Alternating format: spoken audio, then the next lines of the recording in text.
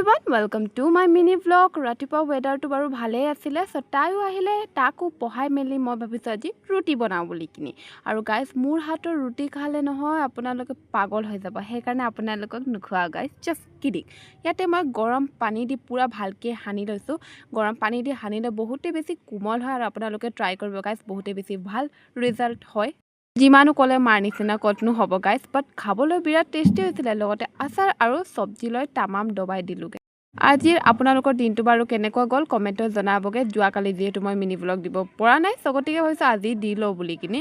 ধুনীয়াকৈ ঘৰখন আজি মুচিলোঁ ভাবিছোঁ, যিহেতু ঘৰতে আছোঁ। আৰু ইয়াতে গাইজ মুচি লৈছোঁ, যিহেতু মাটি ভৰাইছে বাৰিন্দাখন। আৰু ধুনীয়াকৈ ইয়াতে মুচি মেলি হৈ গৈছে কাম বন। আৰু গাইজ আমাৰ মেকুৰীজনী কেনেকৈ হৈছে গাইজ, জাষ্ট असली जिंदगी तो हमारा मेकुरी जी रहेगा। सो এইবোৰ বাদ দিয়ক, ইয়াতে গাখীৰো গৰম কৰি মেলি মই গা পা ধুই ল'লোঁ, যিহেতু ইমানেই বেছি গৰম গাইজ। এবাৰ গা ধোৱাৰ পাছতো লাগে আৰু এবাৰ ধুওঁ বুলি, বাট এনেকৈ ৱেডাৰত এবাৰহে গা ধুব, কাৰণ বেমাৰ হৈ যাব নহয়। সন্ধিয়া মানে হওঁতে ভাবিছোঁ মই আৰু মা অলপ আইতা ঘৰত যাওঁ বুলি। বহুত দিন হ'ল, মানে আমিতো গৈ আছোঁ, মা নাই যোৱা, যিহেতু মাৰো ভৰি বিষ হৈ আছে।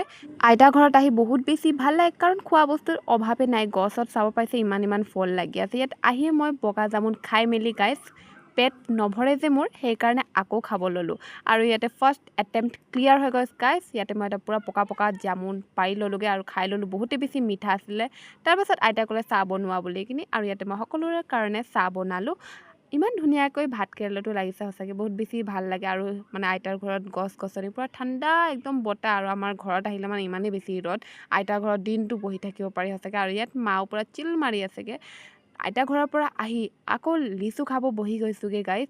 আৰু আপোনালোকে লিচু খাইছেনে নাই এইবছৰ কমেণ্টত জনাব দেই। চ' আজিলৈ ইমানে, আকৌ লগ পাম। চ' বাই বাই।